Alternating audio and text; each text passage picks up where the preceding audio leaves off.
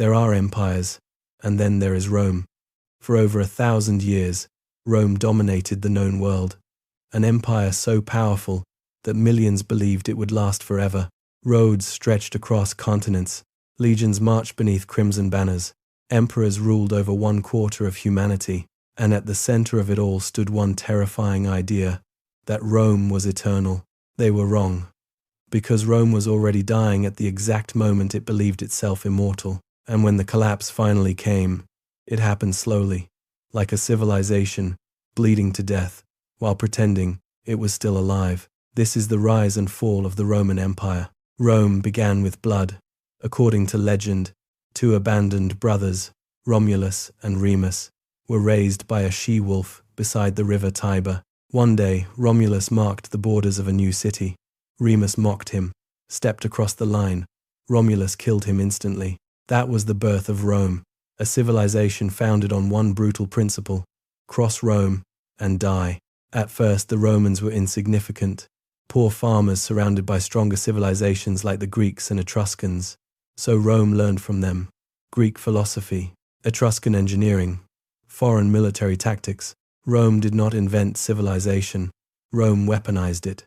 The Romans copied everything they admired: Greek philosophy, Greek architecture, foreign weapons, foreign military strategy. But Rome had one advantage no rival truly understood: discipline. Roman soldiers trained relentlessly.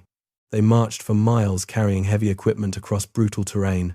They built roads as they conquered, forts as they advanced, entire military camps in a single night. Rome transformed warfare into an industrial machine, and once that machine started moving, it became almost impossible to stop. Then, in 509 BC, Rome overthrew its king and created a republic.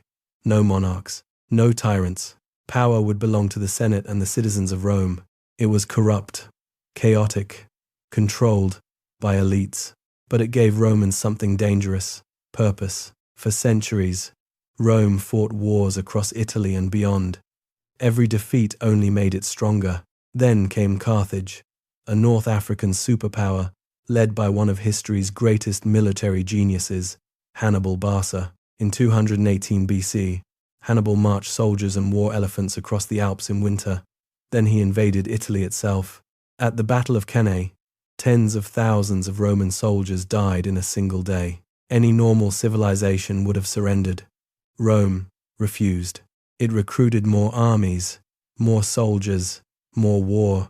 Eventually, Rome defeated Hannibal and destroyed Carthage completely. But even victory came at a terrifying cost. Imagine growing up in Rome during the Punic Wars. For years, mothers watched sons march away, never to return. Entire generations lived with the fear that Hannibal might appear outside the city walls at any moment. And yet the Republic endured. That endurance became the foundation of Roman identity. Romans began believing they were chosen by destiny itself, a civilization protected by fate. That belief made Rome fearless, and eventually, dangerous. The city burned, its power erased. That was Rome's greatest strength, and its greatest flaw, because Rome never stopped expanding. As wealth flooded into the Republic, corruption spread everywhere. The rich became richer, the poor became desperate, political violence exploded. Romans stopped seeing each other as citizens. Now they saw enemies. Then came Julius Caesar, brilliant, charismatic, dangerously ambitious. Caesar conquered Gaul in a campaign so brutal it made him a legend. The Senate feared him, and they should have. In 49 BC, Caesar stood before a river called the Rubicon. Roman law forbade generals from crossing it with an army. If Caesar crossed, it meant civil war. For a moment, the future of Rome stood completely still. Then Caesar crossed. The Republic began to die.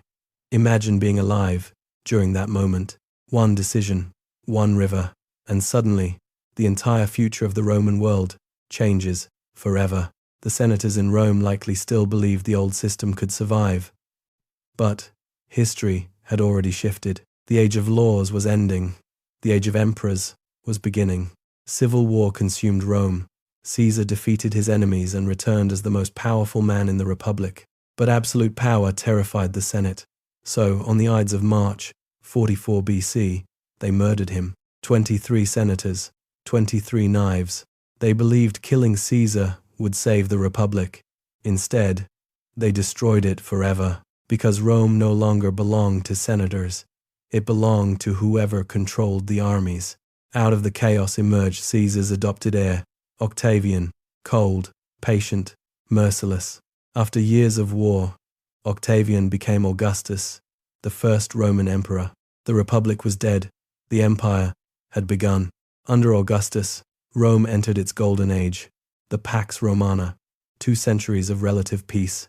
Rome built roads, aqueducts, temples, arenas, and cities across the known world. At its peak, the empire stretched from Britain to the Middle East. Roman merchants traded across continents.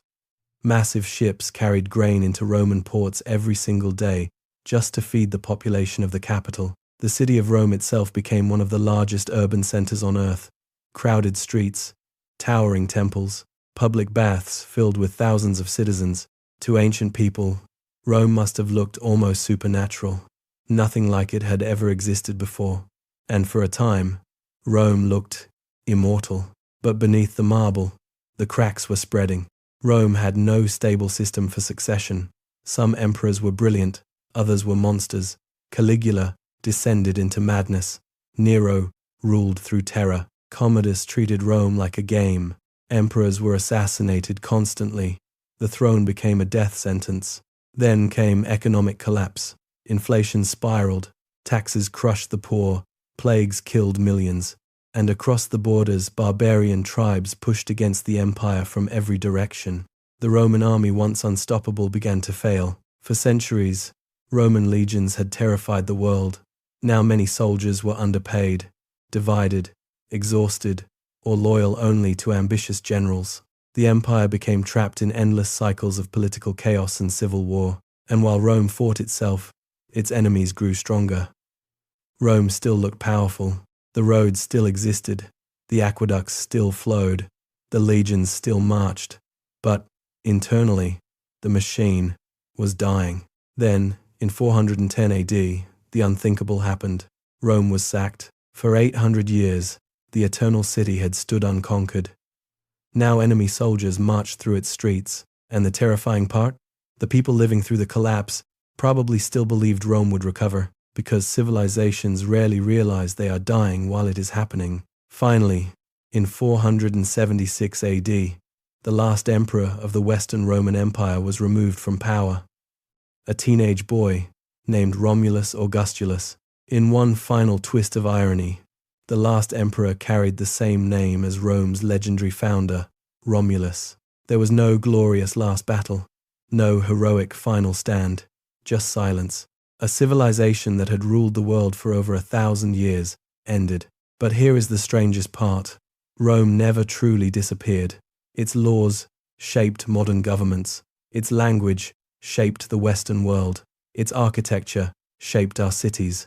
Even today we still live in Rome's shadow, and maybe that is why Rome still fascinates us. Because Rome is not just ancient history. Rome is a warning about what happens when power becomes too large, too arrogant, too convinced of its own immortality. The empire fell, but Rome's greatest trick was convincing the world it ever truly disappeared. Because even now, 2,000 years later, we still live in the shadow of Rome. Rome,